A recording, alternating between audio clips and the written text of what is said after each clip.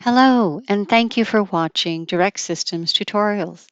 Today, we're going to be going through the billing code profiles.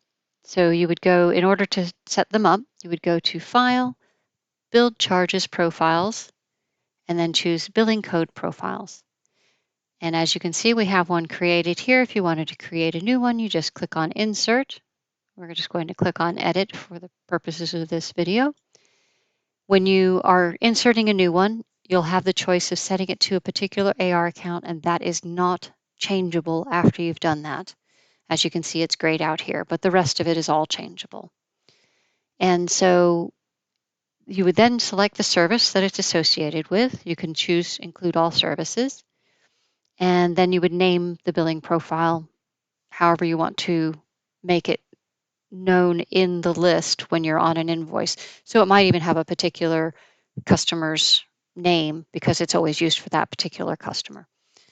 And then you would be able to insert or edit, in this case, the different billing codes that you want to have added to this profile. And it is a very straightforward setup. You literally choose the billing code and add it to the profile, and then you choose the next one that you want adding, and you add it to the profile, and this could be as long as you need it to be. It's to make sure that when somebody is billing this particular setup, either customer or type of service, that if it's somebody that's new, they don't forget to add all of the things that need to be on that invoice. And so then once you're done and happy with the way that it's set up, you would click on Save. And then that billing profile is now going to be available on all of your invoices.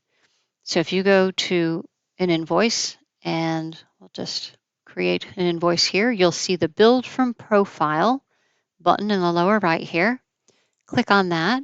It shows you your billing profile. If you're not seeing the billing profile for some reason, it may be that it's set up for a different service and this customer is set to something else, or it might be on a different AR account. So you can always see everything if you tick those boxes.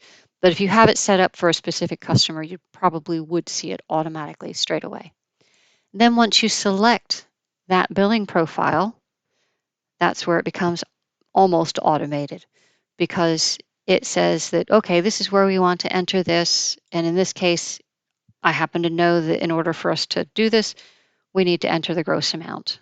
And that'll be based on how you've set up your calculations. Then it's going to bring up, there's a linked code to that last one. This is not part of the profile. This is because the code is linked. It brings up a commission code to say, oh, you've just entered that. We need to put in commissions.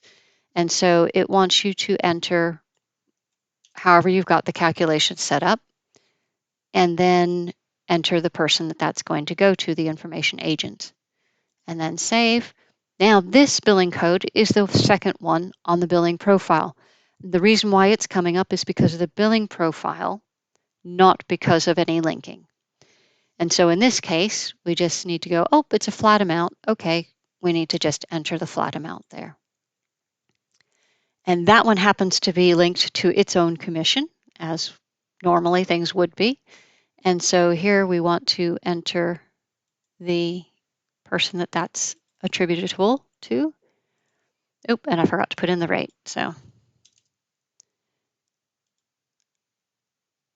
and then that one's linked to another one. So we'll just go ahead and fill that all in.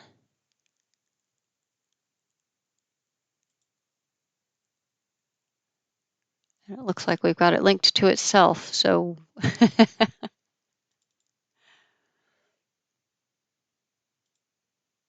so it's never going to go away until we click cancel, which is fine, because when you link something to itself, it's just trying to remind you to put everything in. And so therefore, we have not forgotten anything, because if we've got linked codes, 1 and S1 were linked. 108 was on the billing code profile, and then that linked to SD and P 108s. And so therefore, we have not forgotten anything because of the way that this was all set up.